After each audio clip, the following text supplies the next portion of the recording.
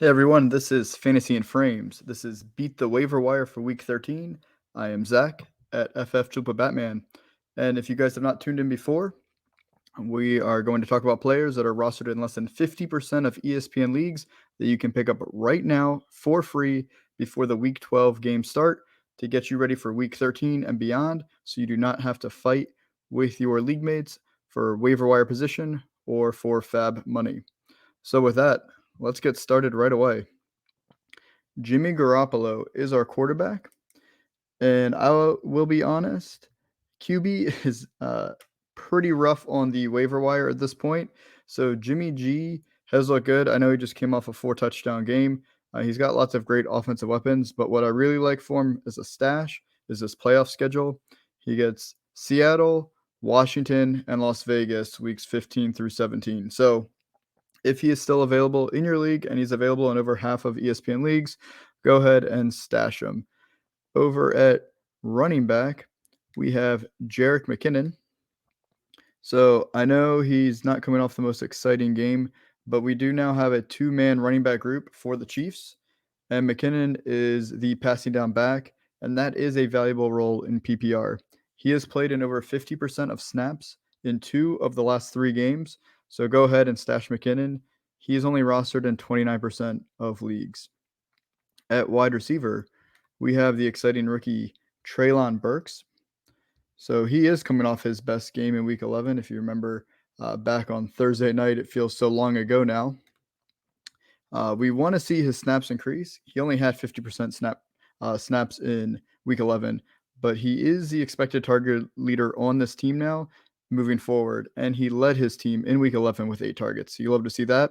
And then the stat that we are most optimistic about Treylon Burks playing well to end the season is that he was targeted on 38% of his routes that he ran in Week 11.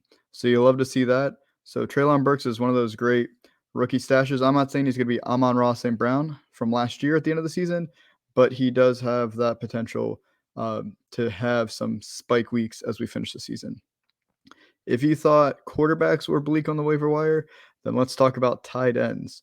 Wow. Not a whole lot left with tight ends. So many injuries, and they just aren't that trustworthy to begin with. So we're going to go with Taysom Hill. He's about 37% rostered, and Hill is extremely boom bust, just like most tight ends. And he's probably going to bust more often than he has his boom games, but he does provide so much potential with his upside because they can play him at quarterback, running back. Honestly, they barely actually play him at tight end from a reception standpoint, but he has so many chances to touch the ball near the goal line in the red zone that Hill can, as we've seen him before, have a crazy 2-3 touchdown game, or he could give you nothing. But let's pretty much every tight end, and at least Taysom Hill provides that touchdown upside.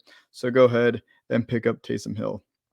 And then our bonus player this week is going to be Deshaun Watson. So we'll just keep it to fantasy football for this. If you do not want to roster Deshaun Watson, I completely understand.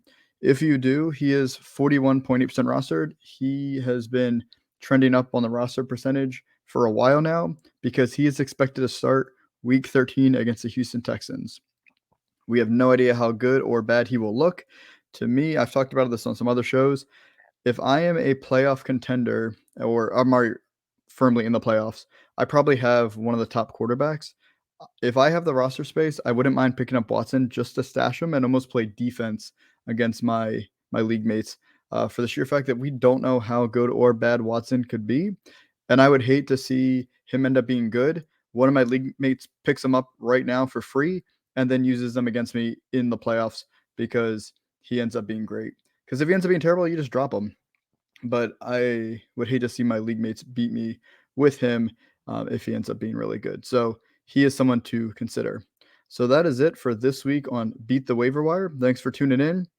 Come back next week. Make sure you guys subscribe to the Fantasy and Frames channel so you don't miss any of the great content the guys are putting out. Also visit the fantasyinframes.com site. That's where all of our rankings are, as well as amazing articles every week. We cover Redraft, IDP, Dynasty, and DFS. So no matter what you play for fantasy football, we have you covered with the team here at Fantasy and Frames. So hope everyone has a great one and good luck. Go ahead and beat that waiver wire.